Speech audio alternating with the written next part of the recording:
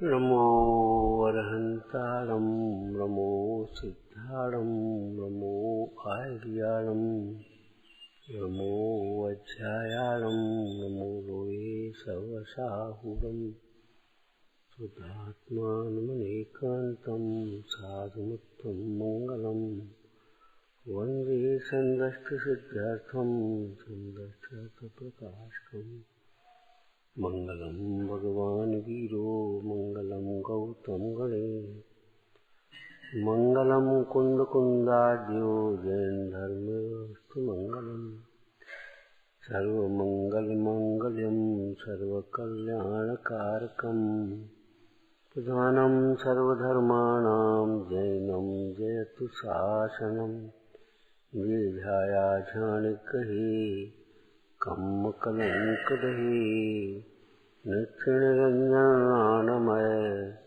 प्यो परम प्रणवे नित्यनिरंजनानमय प्यो परम प्रणवे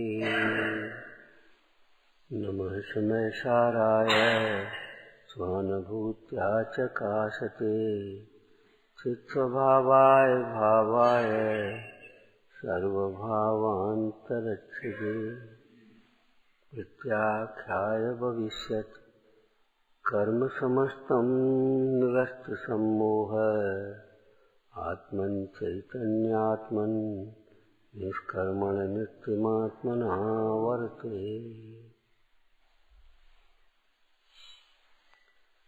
परमार्थ से देखें तो इस जीव ने जैसे अनादिकाल से पर के लिए कुछ नहीं किया, पर का कुछ नहीं किया, पर के लिए कुछ नहीं किया। मोह से लगा हमने सबके लिए बहुत किया, अब हम ही बड़े थे और पिताजी चले गए तो हमने सबरे भाइयों को सबरी बहनों की शादी करी, सबको ऐसे किया लगता है।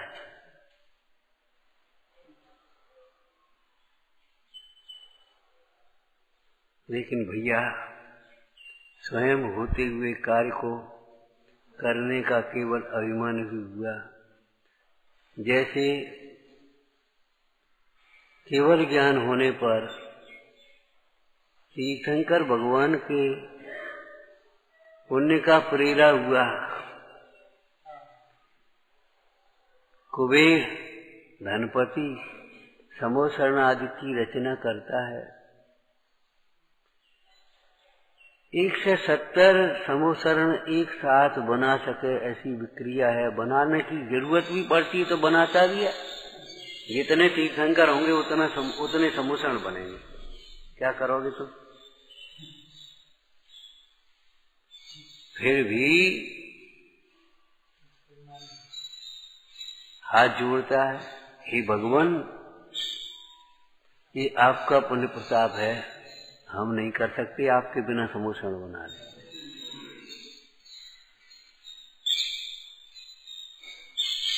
कोई माता बालक के बिना आंचल में दूध भर सकती है?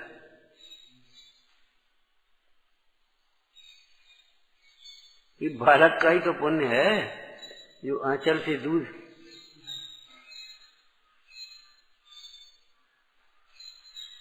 ऊपर से नहीं भरा जा सकता। सचमुच ऊपर से कुछ भी नहीं होता। ऊपर ऊपर के वाचन श्रवण से, ऊपर ऊपर की भक्ति से, क्रिया से मोक्ष मार्ग नहीं होता।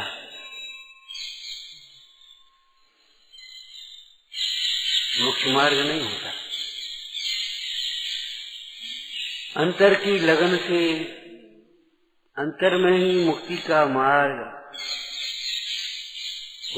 प्रकट होता है। तो जैसे अनादिकाल से ही इस जीव ने किसी का कुछ नहीं किया, किसी के लिए कुछ नहीं किया। वर्तमान में भी किसी का कुछ नहीं कर रहा, किसी के लिए कुछ नहीं कर रहा। कितनी बार चर्चा करते अपन, तुमने व्रत लिया, संयम लिया, तो किसी पर एहसान नहीं किया है, किसी दूसरे के लिए नहीं। इसलिए कभी उसका रौब मत गांठना, कभी उसके प्रति, उसके बदले में कुछ चाहना नहीं। परिवार को हमारे लिए ये करना चाहिए, समाज को हमारे लिए ये करना चाहिए। अरे रे प्रभु, तुम्हें अपने लिए क्या करना चाहिए ये सोचो, कभी मत सोचना। हमारे घर वाले हमारे बारे में बिल्कुल सोचते ही नहीं है। तो हमारा भी तो हिस्सा है। हिस्सा काय का हिस्सा? जब तुम्हारा कर्तव्य नहीं तो तुम्हारा अधिकार भी खत्म।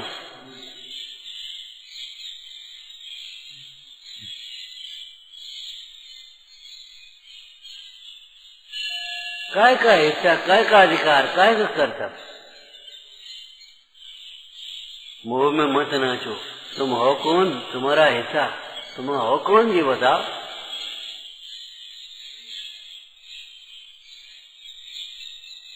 अरे तुम्हारे पुण्य के उदय की सामग्री तुम्हें मिलेगी, उसको भी कोई दूसरा नहीं दे सकता, कम ज्यादा नहीं कर सकता। और तुम्हारे पुण्य की उदय से ज्यादा सामग्री नहीं मिलेगी, कम भी नहीं मिलेगी। तुम छोड़ो तो भी नहीं छूटेगी और चाहो तो भी नहीं आएगी।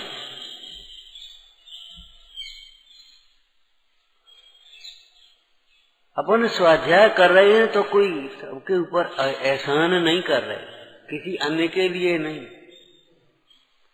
इतनी देर अपना उपयोग इसमें लगता है स्वाध्याय, तत्व चिंतन में, तत्व निरूपणा में।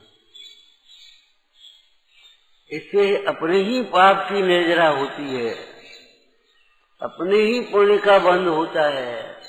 अंतर में अपना जो विचार चलता है उससे अपने को ही शांतता आती है, अपनी ही परिणति विशुद्ध होती है, किसी अन्य के लिए कुछ भी नहीं कर रहा। यदि ये बात समझ ले तो कभी अभिमान नहीं आएगा।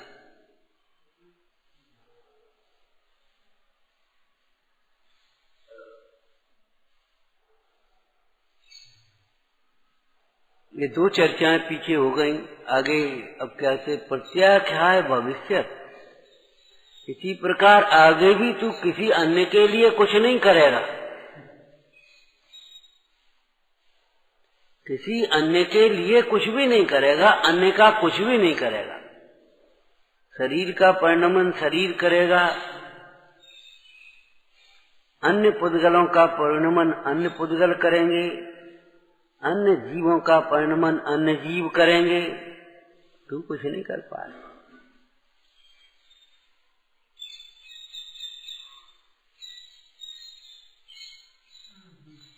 भविष्य में भी कुछ भी नहीं कर पाएगा।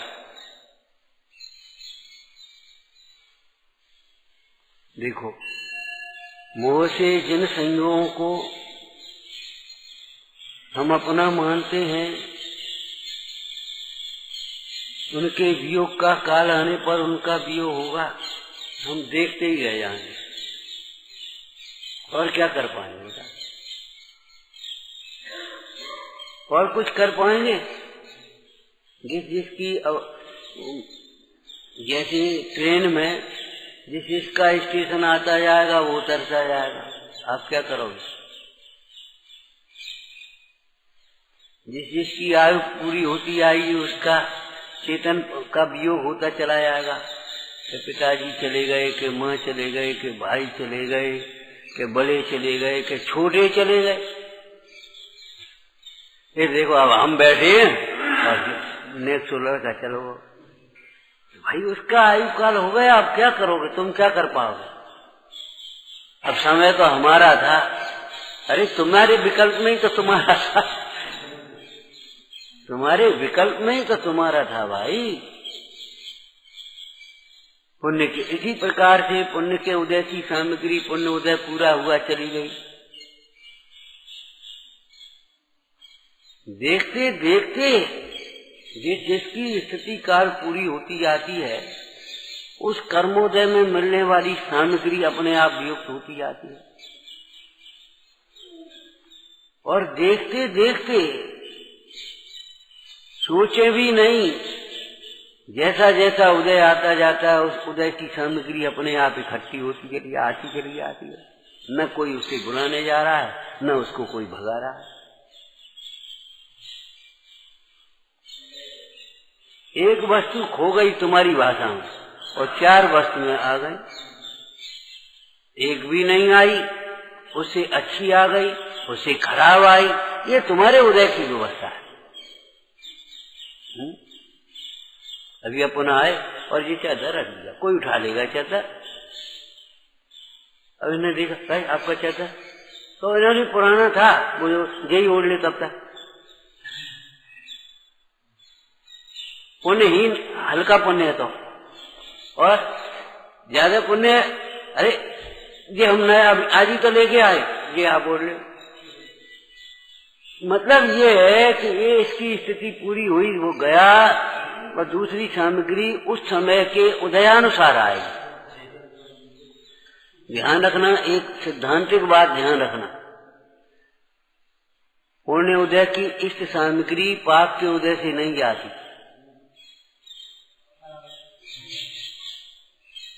जिस पुण्य के उदय से सामग्री आई है उस पुण्य की स्थिति पूरी होने पर जाती है। उस समय पाप का उदय भी हो सकता है, अधिक पुण्य का उदय भी हो सकता है, और कोई प्रकार का उस संबंधी उदय नहीं हो सकता। जैसे तीर्थंकर भगवान का समवसरण, तीर्थंकर प्रकृति पूरी हुई और अयोग केवली होकर के कैलाश पर्वत पर ऋषभदेव आज ऐसे खड़े हो गए। वह समूसरण चला गया और नया मेला नहीं। अब जीवन 13वें गुणस्थान में जब उनका विहार होता है तो समूसरण से चले तो चरण कमलों की रचना होती गई, स्वर्ण कमलों की हैं। ये प्रातिहार वगैरह ये सब तुम दुंदुभी बाजे सब माने जुलूस बनता गया, पीछे का पीछे और आगे का आगे होता गया, सांस में चलता है। और वहां गए तो फिर समूसरण रह गया। और आज अब उस तीर्थंकर प्रकृति का आयुकाल पूरा हो गया। एक तरह का आयुकाल ही कहते हैं, कोई बात नहीं, स्थिति पूरी हो गई। तो अब समूसरण बिगड़ गया और न कुछ भी नहीं, ऐसे खड़े रह गए अकेले। और थोड़े काल में आयुकाल और अघातीय कर्म का अभाव होगा तो अशरीरी दशा, ये परम औदारिक शरीर यहीं कपूर की तरह उड़ गया, ये समझ लो। और जाकर के अशरीरी अवस्था में सिद्धालय में विराजमान हो गए। कल की चर्चा थोड़ी सी याद करो। हे भाई, इस शरीर में रहते हुए तुझे शोभता नहीं है, कलंक। कोई व्यक्ति जेल में शोभता है? अभी तुम्हारी हथकड़ी बेड़ियां ऐसी कर दे तो तुम अच्छी लगते हो कि स्वतंत्र रूप से अच्छे लगोगे? अरे भाई, इनसे शोभा मत मानो, इन कपड़ों से तुम्हारी शोभा नहीं, शोभते नहीं हो, तुम्हें निर्गंथ दशा शोभती है।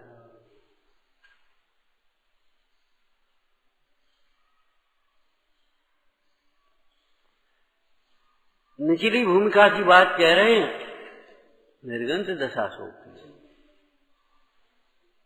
ये चश्मा शोभता नहीं, कलंक है। ये कपड़े शोभते नहीं, कलंक हैं। ये शरीर शोभता नहीं, ये कलंक है। ये बाहर के संयोग तुम्हारे उनमें ये भीड़ भाड़ शोभती नहीं, ये कलंक है। सब ध्यान रखना, राग है तो कलंक है, और राग नहीं है तो बस कुछ नहीं है, न शोभा है न कलंक है।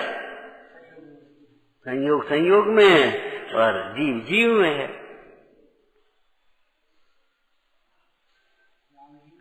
कल रात को चर्चा की थी ना, जैसे कोई शीलवती स्त्री अपने पति के समीप, पति में समर्पित, पति में शोभती है, किसी अन्य के साथ नहीं। ऐसे हे जीव, तेरी परिणति तेरे स्वरूप में रमती हुई शोभती है, बाहर में भ्रमती हुई शोभती नहीं है। तुझे वीतरागता, समता शोभती है, ये मोह शोभता नहीं, ये कलंक है। राग शोभता नहीं, ये कलंक है भाई। ये कर्तव्य तुझे शोभता नहीं। अब यहां आया, फिर क्या होगा, फिर क्या होगा, फिर क्या होगा? अरे भाई, अनादिकाल से अनंत काल तक द्रव्य में पर्यायों का प्रवाह चलता है, सो परिणमन होगा। तो कैसा होगा कि भगवान के ज्ञान में झलका है, अपने छद्मस्त के ज्ञान में नहीं आ रहा। लेकिन ये बात तो बड़ी प्रकार से समझ लेना चाहिए, कैसा भी हो उससे तुम्हारा कोई बिगाड़ सुधार नहीं, तुम्हारा कोई भला बुरा नहीं। इनका परिणमन चाहे जैसा हो, पर द्रव्यों के परिणमन से तुम्हारा कोई बिगाड़ सुधार नहीं है, तुम्हें सुख दुख नहीं होगा, आज भी नहीं हो रहा। पर के प्रति जो मोह का परिणाम है वह तुम्हें दुखी कर रहा है। पर के प्रति भेद ज्ञान का परिणाम तुम्हें दुखी नहीं होने देगा। पर का परिणमन चाहे जैसा हो।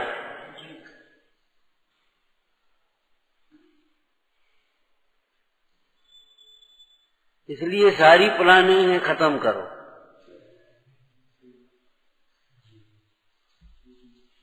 और महाराज आगे का क्या कार्यक्रम है? कि अब तो एक ही कार्यक्रम है, अपने स्वरूप की आराधना। इसका नाम है निर्गंथ दशा।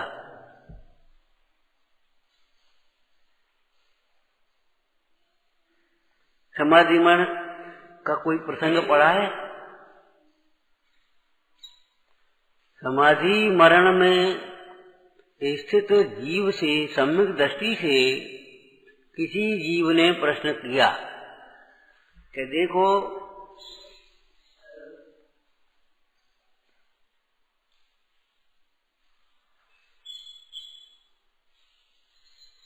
ये शरीर है, मनुष्य शरीर धर्म का साधन है।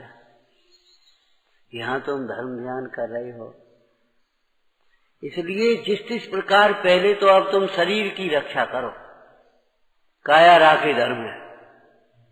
जब शरीर नहीं रहेगा तो धर्म ध्यान भी क्या करोगे, कैसे करोगे? मोह की यही दशा होती है। अरे सच पूछो, जब दृष्टि में शरीर नहीं रहता तभी धर्म ध्यान प्रारंभ होता है।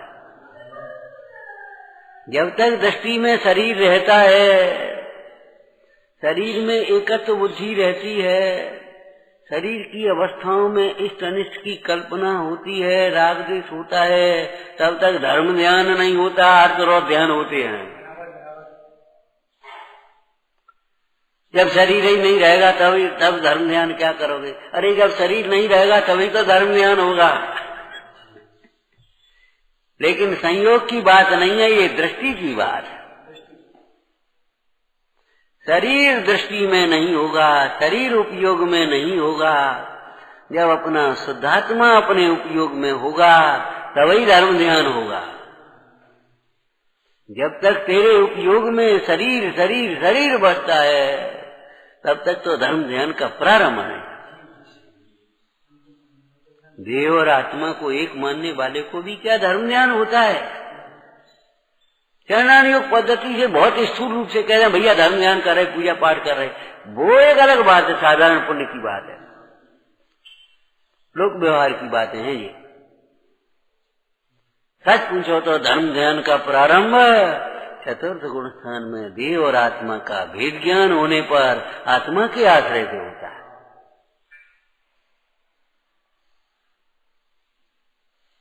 लेकिन सम्यक दृष्टि जीव निमित्त नैमित्तिक संबंध को भी भली प्रकार से समझता है। इसीलिए मुनिराज भी अपने अनाहारी स्वभाव को जानते हुए भी युक्ताहारी होते हैं, योग्य आहार विहार करते हैं, खेचतान नहीं करते, उत्सर्ग और अपवाद की मैत्री पूर्वक प्रवर्तते हैं। अर्थ बोलो।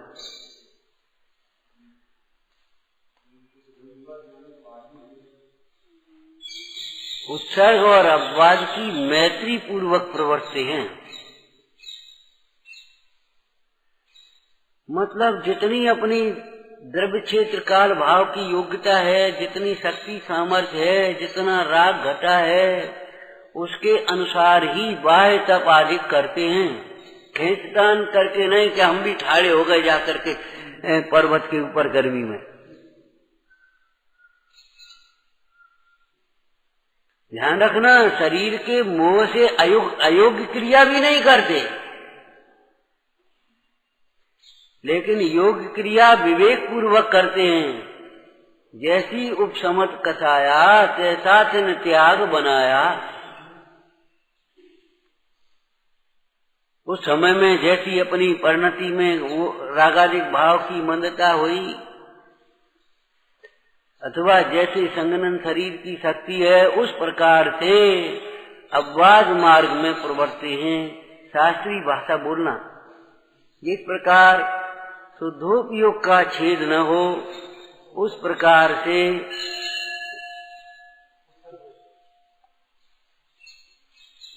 शब्द नहीं है, इस प्रकार से शुद्धोपयोग का, अपनी शुद्धता का छेद न हो, अपने अंतरंग संयम का छेद न हो, उस प्रकार से कठोर आचरण करते, दृढ़ उग्र तप करते।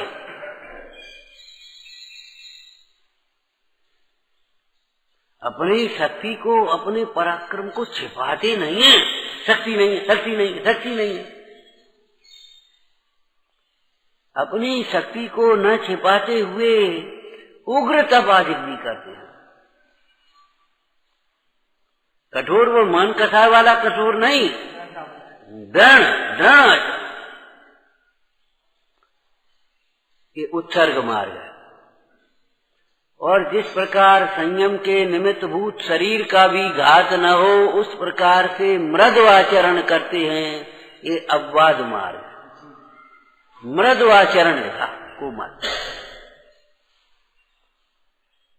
अरे कोई विवेकी जीव बालक पर युवा जितना वजन रखता है, एक छोटा सा बच्चा, और उसके ऊपर ले तू चौकी ले जा, ऐसा करोगे क्या?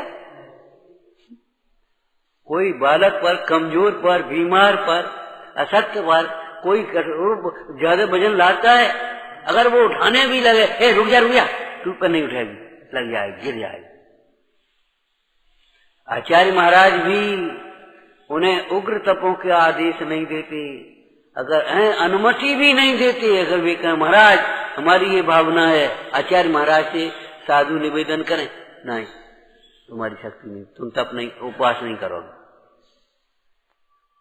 फिर तुम्हारा स्वाध्याय छूटेगा। और साधु महाराज भी जैसे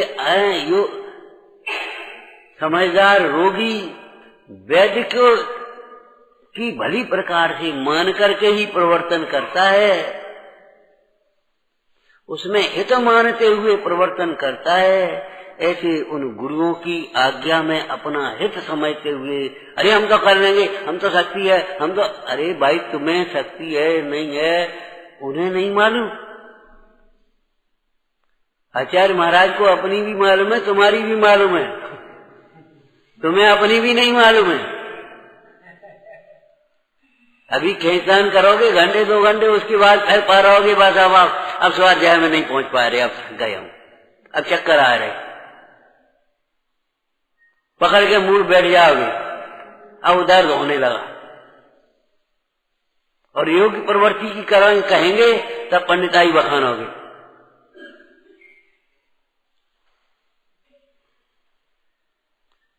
आचार्य महाराज को हमारी शक्ति सामर्थ्य, आत्मा की शक्ति भी मालूम है। अरे आत्मा में तो अनंत शक्ति है, अरे मालूम भैया, आत्मा में अनंत शक्ति है। उस आत्मा की अनंत शक्ति से आचरण नहीं होता, वर्तमान पर्याय में जो व्यक्त शक्ति है उससे आचरण होगा।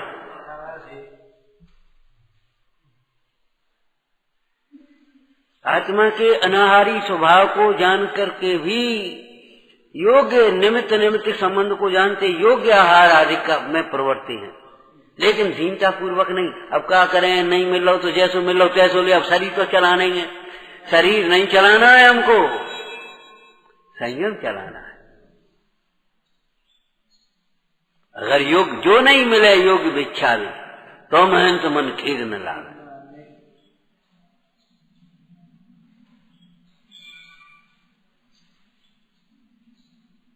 बड़ी प्रतिज्ञा करते हैं सो बहुत बड़े विवेक पूर्वक करते हैं, जिसका निर्वाह होता जाने। तो वे मुनीश्वर भी पर द्रव्यों से किंचित मात्र भी हमारा संबंध नहीं, ऐसा परमार्थ जानते हुए भी निमित्त नैमित्तिक संबंध को बड़ी प्रकार जानते हैं, इसलिए योग्य आहार विहार आदि में प्रवर्ते। कुछ नहीं होता ऐसा नहीं है। पर के अपराध से बंध नहीं होता, पर के कारण से तेरे परिणामों में बिगाड़ नहीं होता, लेकिन तेरे परिणाम में वर्तमान में इतनी कमजोरी है, तेरे पुरुषार्थ की इतनी न्यूनता है, तेरा राग है, तुझे आकुलता होगी। और नहीं तो यहाँ जैसे परिणाम तुम सोचो दुकान पे नहीं रहेंगे। भले तुम किताब धर के बैठ जा मैगजीन को, कि हम तो खाली होते हैं, दुकान पर भी पुस्तक रख के बैठ जाते। ठीक है भैया, पुस्तक रख के उन समय सार खोल करके बैठ जाते हो तो अभिनय और करते हो। क्यों? नजर तो वहां है। इन महाग्रंथों को तो महाविनय पूर्वक योग्य तरीका से ही बैठना चाहिए। लेकिन वहां बैठ भी जाओगे तब तक कोई आ गया तो फिर बंद कर दो और फिर उन्हें चले, फिर खोल के बैठ गए। ये कुछ ज्यादा भला नहीं है कि ट्रेन में गए और बस में गए तो अपन एक जेब में धर लो, जैसे एक कंगा धर ली तैसे ही बोल रही किताब, और बस अपन वहां खोल के पढ़ने लगी। अरे भाई, इतना तो संग्रह कर लेना चाहिए आपको कि बिना अवलंबन के वहां उपयोग लगाए। वाहे द्रव्य क्षेत्र काल भाव की शुद्धि का भी विवेक रखना चाहिए। वहां कहाँ खोल के बैठ गए पुस्तक।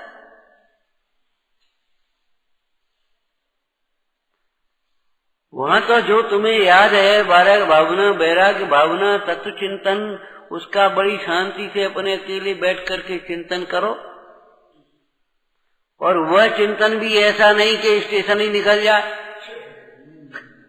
हाँ, मतलब कहाँ बैठे वहां की स्थिति है। हमारा मतलब ये है, वहां आप बैठ भी जाओ तो यहाँ जैसे परिणाम तो नहीं लगेंगे। निमित्त नैमित्तिक संबंध है, क्या करोगे? उसे क्या फर्क पड़ता है? फर्क तो तुम्हें अभी तुम्हें वहां धूप में खड़ा कर दे तो मालूम पड़ जाएगा फर्क क्या पड़ता है। अभी जैसे तुम बैठ गए हैं और उन्होंने आकर के फिर आप अपनी चटाई बिछाई तब बैठे हैं, अब तुम आते और तुम्हें ऐसा होता तब तुम्हें पता पड़ता क्या फर्क पड़ता है।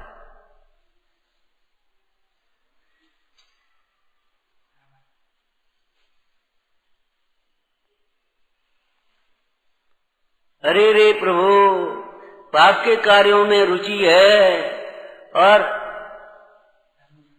धर्म कार्य में रुचि नहीं है यार। हमारी बाहर में हमारा उपयोग नहीं लगता, तो बाहर में उपयोग नहीं लगता तो ये बता, व्यापार बाहर है कि नहीं, खाना पीना बाहर है, रिश्ते नाते बाहर है कि नहीं।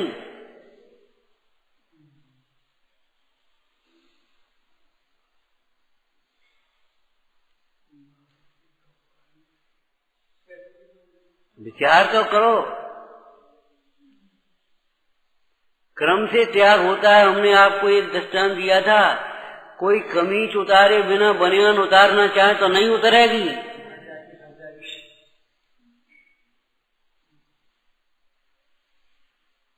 कोई बादाम का मोटा छिलका छोड़े बिना, तोड़े बिना, निकाले बिना भीतर की लाल छिलका निकालना चाहे तो नहीं निकलेगा। बहिरंग परिग्रह छोड़े बिना अंतरंग परिग्रह का त्याग नहीं हो पाएगा भैया, नहीं हो पाएगा। अरे बहिरंग परिग्रह छोड़ने के बाद भी तो ज्ञानाभ्यास नहीं करे तो अंतरंग नहीं छूटेगा, ये कह रहे हैं। और तू बहिरंग को छोड़े बिना अंतरंग छोड़ना चाहे।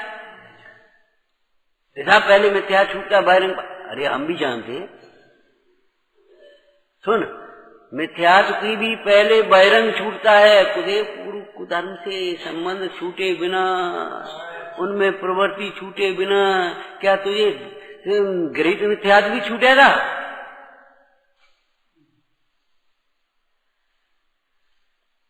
और सुन, अनंतानुबंधी कसाय छूटेगी तो अनंतानुबंधी कसाय संबंधी अनंत परिग्रह अन्याय नीति के भोग संयोग छूटे बिना क्या तेरा ये सम्यक हो जाएगा?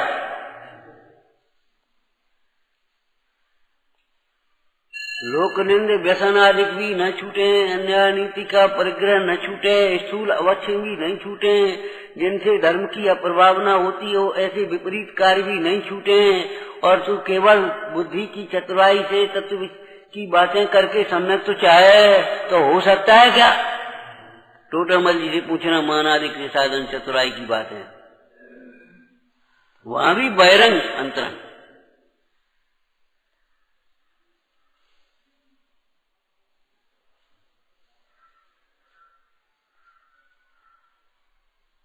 जहां जैसा क्रम है वहां तत् संबंधी। अब तुम सोचो इधर तो सम्यक तो इधर समस्त परिग्रह छूट गया, ऐसा नहीं। जब सम्यक होगा तो मिथ्यात और अनंतानुबंधी संबंधी ही परिग्रह छूटेगा। फिर जब सम्यक हो गया अब तो आहार छूट जाना चाहिए, नहीं नहीं अवश्य छूटेगा, अयोग्य छूटेगा। अयोग्य आहार माने चाहे तुम होटल पे नहीं ठाड़े हो जाए, चाहे जैसा नहीं खाने पीने लगेंगे, चाहे जब नहीं खाने पीने लगेंगे, रात दिन नहीं देखें, अयोग्य छूटेगा। ये नहीं है सम्यक तो होने पर ही भोजन छूट गया, आहार छूट गया और सिद्ध सा हो गए, ऐसा नहीं होता। इसलिए हम इन प्रसंगों में हमेशा एक शब्द लगा देते परमार्थ से। परमार्थ से तू विकल्प भले करे भाई, पर का कुछ नहीं कर पाएगा, कुछ नहीं कर पाएगा। इन बाल बच्चों के लिए करना है, उनके उदय से ज्यादा उनकी व्यवस्था नहीं बना पाएगा बाहर की भी। और सुन, उनके परिणाम के बिना उनकी व्यवस्था नहीं बना पाएगा, वे शांति से नहीं जी पाएंगे। अगर उनकी व्यवस्था बनाने का विकल्प होता है, अब व्यवहार आ जाए तो पहले तो हम नहीं बना सकते, इस बात को भीतर में रखना तो ये कर्तृत्व का अहंकार और अधीरता और आकुलता और क्षोभ, वे नहीं माने तो हम ही मर जाएं, ऐसा नहीं होगा। ऐसा भी हुआ है।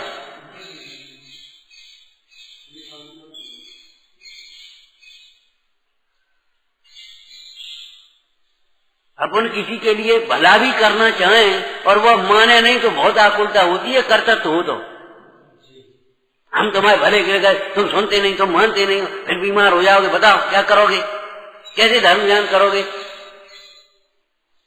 अभी हम तुमसे कह रहे हैं चलो हम तुम्हें तो दिखाना, चलो तुम्हें दबा दिवा दें, चलो तुम ऐसा कर लो, सुनते ही नहीं, मानते ही नहीं। कितनी आकुलता, कितनी देखो एक एक बात में आवाज में कितनी वजन जोर होता जा रहा है। अंतर में जितना राग होता जाता उतनी कितना होता चला है। नहीं मानोगे तुम, चलो चलना पड़ेगा, लेनी पड़ेगी दवाई। बोलो कितना, मतलब कितना माने होता चला जाता है। हम तुमसे कहते हैं अभी पहले थोड़ा बहुत पैसा इकट्ठा कर लो, बाद में दान ध्यान करना। अरे रे प्रभु, मोह की ऐसी दशा है, लेकिन तुम कुछ नहीं कर पाओगे, कुछ नहीं कर पाओगे।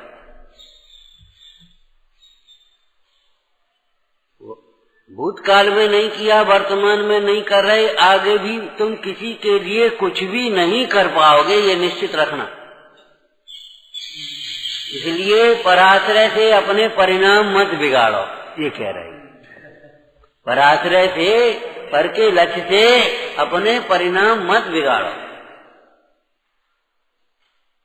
मालूम है आचार्य महाराज साधु को उपदेश देते हैं। क्या उपदेश देते हैं? हे साधु, उपदेश तब देना, तुम उपदेश देना हो तो उपदेश तब देना कि नहीं माने तो खेद न हो। ये अपेक्षा रख करके उपदेश मत देना कि बस सब हमारी मान लें। जिनकी होनहार होगी, जिनकी काल लब्धि आई होगी, वे ही मान पाएंगे। जिनका पुरुषार्थ होगा, जिनकी विशुद्धि होगी, जो अंतर में स्वयं सावधान होंगे, वे ही कल्याण कर पाएंगे, तुम जबरन नहीं किसी को कल्याण कर दोगे।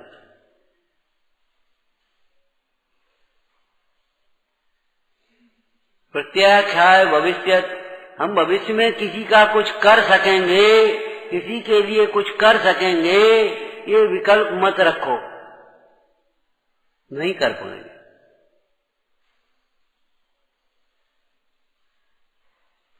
देखो आज आदिनाथ जयंती है, इस प्रसंग को आदिनाथ पुराण से ही बताओ,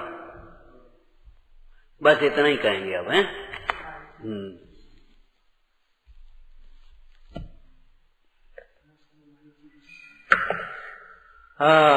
वह स्वयं बुद्ध मंत्री पूछता है हमारा राजा भव्य है कि नहीं। जी क्यों पूछा? भाई मानेगा तो कहेगा।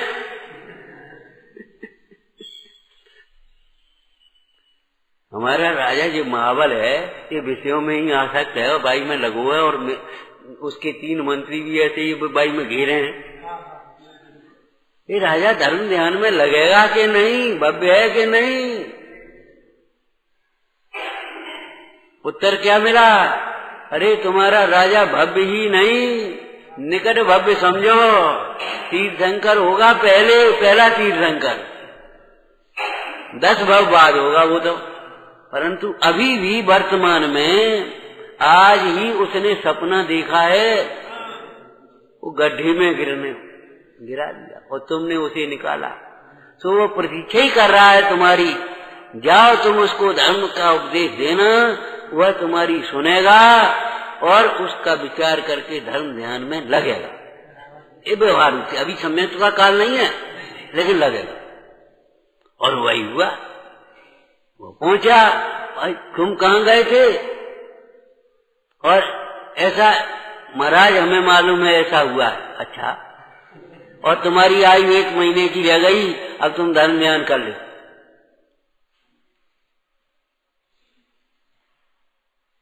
सुकुमार की काल लब्धि आई तो कैसा प्रसंग बना, कैसा प्रसंग बना, और कैसा भाव जगा, और कैसा पुरुषार्थ जगा। और उतर के नीचे और पहुंचे, ए बेटा 3 दिन की आयु रह गई अब तुम्हारी, कर ले तुम काम। 3 दिन ज्यादा होते ही 7 दिन, 7 दिन ज्यादा हैं। और उस राजा को तो मुंडाज ने बताया तेरी 7 दिन की आयु, बिजली के गिरने से तेरा मरण होगा, पाखाने में कीड़ा बनेगा बिष्टा में। तो उसको 7 दिन मालूम पड़ गए तो वो तो अपना कल्याण कर लेता, नहीं कर पाया। उसको तो बिजली से मरना था और विष्ठा में कीड़ा बनना था, तो उसको उल्टे सलाहकार मिले और उल्टी बात समझ में भी आ गई। महाराज चिंता काय करते हो, पानी में थोड़ी बिजली असर करती है, लोहे का संदूक बना हुआ, घुस जाओ भीतर, हम नदी में हम डुबा देंगे और टाइम निकल जाएगा तो निकाल लेंगे। अरे जब तुम नीचे डुबाओगे तो कोई उछालने वाला भी मिल जाएगा। और वही हुआ, मगर ने उसे उछाला और उसी समय बिजली गिरी, मरा। अरे सोचना तो ये था कि 7 दिन में देह तो छूटेगी, अब हमारा धर्म न छूटे, हमारा आत्मा का विस्मरण न हो, बस ये बात सोचनी थी। लेकिन नहीं, देह कैसे न छूटे, भगवान की बात झूठी करना चाहता है। जिसका संसार बाकी है, लंबा है, वो भगवान के वचनों का विश्वास नहीं करता, उल्टी और इते उते की बातन में आके वो शरीर के मुंह में उलझ जाता है। और जिसके संसार का किनारा नजदीक आ गया, 3 दिन की आयु रह गई, हाँ बस लग गया।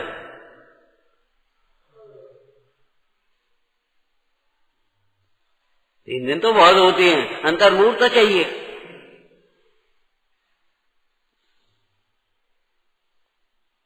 विचार तो करो भाई, लगेगा कि नहीं लगेगा? आचार्यों ने जहां जहां उपदेश दिया, ताए सुनो भव्य मन चिर, भव्य भव्य शब्द का, हे भव्य, भव्य आत्माओं। क्यों अभव्य जीव को क्या कहें हम, बताओ?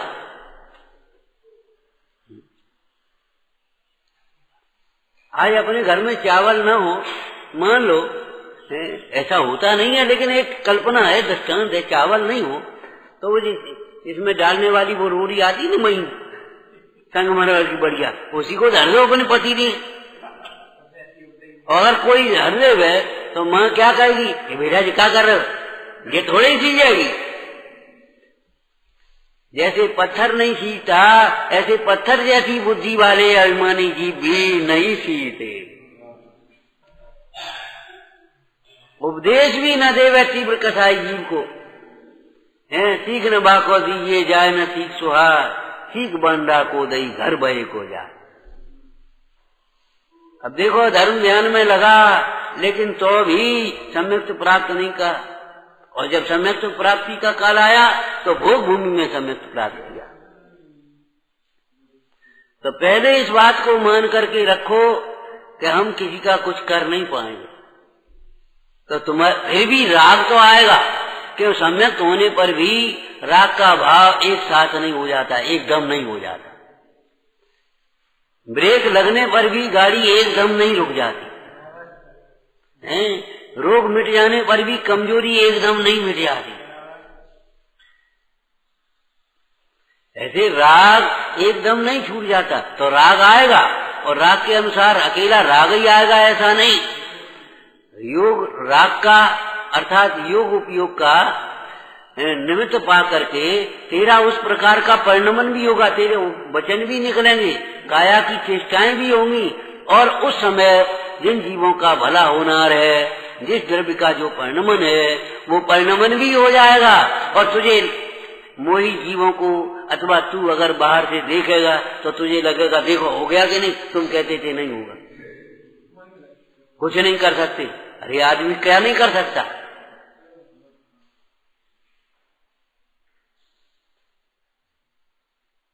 देखो हो गया कि नहीं हो गया, देखो बन गए कि नहीं बन गए।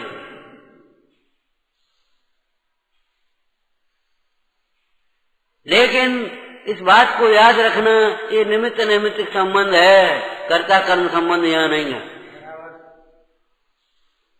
हुआ है उसका परिणमन, ये बात सही है, परंतु वह तेरे विकल्प के कारण नहीं हुआ है, वह उसकी योग्यता के कारण हुआ है। तो तेरे ये वर्तमान हो गया, और भविष्य में कहें तो ये तेरे विकल्प के कारण नहीं होगा, वह उसकी योग्यता से होगा। और इसका सबसे उत्कृष्ट दृष्टांत शांत पुराण का है। जिन बच्चों के मुंह में है बेचारे विष फल खा करके मर गए श्री शरण राया, और वे बच्चे उसी भव में मुक्त चले गए।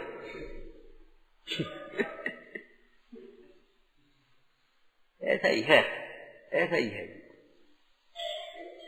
इसलिए समस्त दुर्विकल्पों को छोड़कर, समस्त इस मोह को, कर्तृत्व के अहंकार को छोड़कर भविष्य में एक ही प्लानिंग रखना, यह भव के अभाव के लिए है, यह आत्म कल्याण के लिए है, एक समय भी हमारा अन्य के लिए नहीं। तुम्हारे पास करोड़ की विभूति हो, चाहे अरबों की हो, चाहे खरबों की हो, चाहे 100 रुपए हो, उससे कोई फर्क नहीं पड़ता। जितना है व्यसनों के लिए एक छदाम नहीं है, खोटे कामों के लिए एक छदाम नहीं है, और अच्छे काम के लिए करो, खूब करो, ले आओ, खूब करो।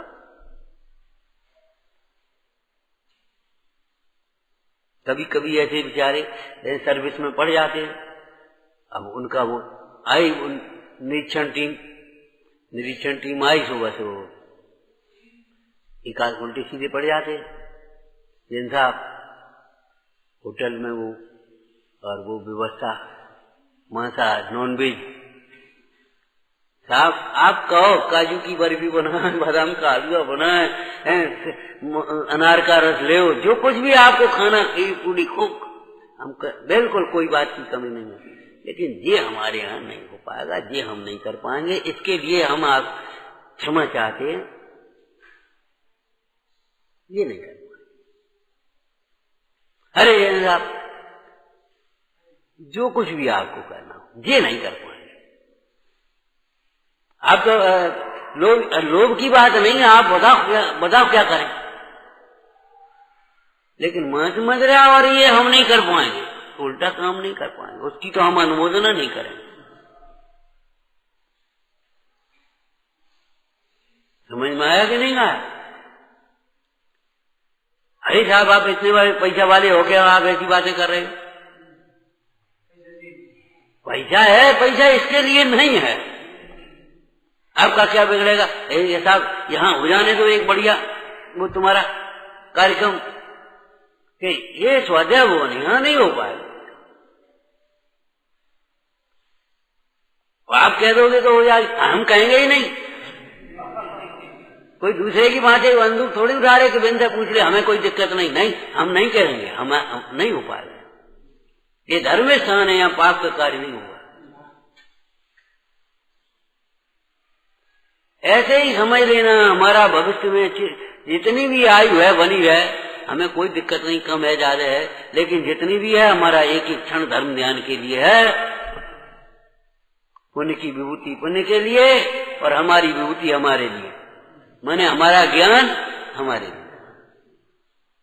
प्रत्याख्याय भविष्य कर्म समस्तम निरस्त सम्मोह आत्मन चैतन्यात्मन निष्कर्मण नित्यमात्मना वर्ते। ओम नमः। मात करुणा कर मुझे अब क्रोध में ले प्यार दे।